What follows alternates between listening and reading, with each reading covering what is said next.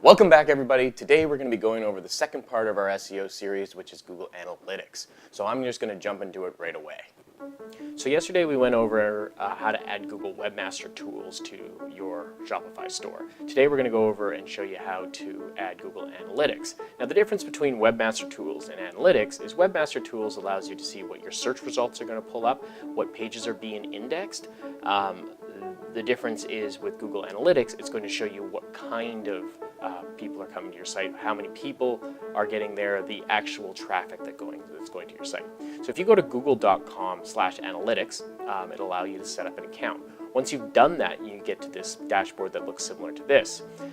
If you've already got a website that's set up underneath here, so you can go in here and see multiple properties, then you will need to add an additional property for your new store. So how we do that is we click on the admin button down the bottom left-hand side, and then we want to go create property.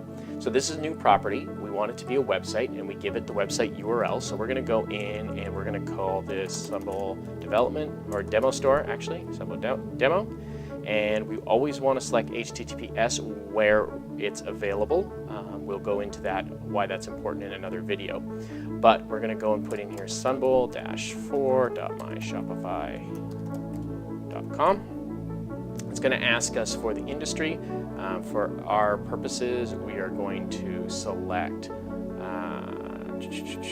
shopping, and then we're going to pick our time zone. So I'm in the Canadian time zone here, Canada, and I'm in Vancouver, so we'll select that one. And then we're going to hit tracking ID. Once we've created the tracking ID, what we're going to need to do is we're going to need to copy and paste the code that it gives us into Shopify. So we're going to copy this code that it gives, and we want to take note of this tracking ID here for us to verify it later. If we go over to our store and we click on Online Store, and then we Preferences, we can get to our preferences for our online store. There's a specific place for us to add in our Google Analytics code. So if we go and paste in our Google Analytics code here and hit save, what we'll see happen is it'll pull up this account number. Now we just want to verify that this account number is indeed the same account number that is posted up here, and then we know that Google Analytics is saved and ready to go. The only other thing that I should mention is if you're adding the Google Analytics code, you want to turn off Enable Password.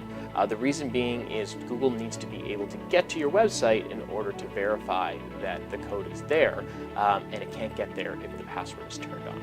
So once it's finished, hit the save button and you're good to go on your analytics. Thanks for stopping by and checking out the video. Don't forget to like, subscribe, hit the bell icon if that's something that you're into, and don't forget, I'm going to be uploading a new video every day for 90 days, so please come back and check it out. And I'll see you guys in the next one.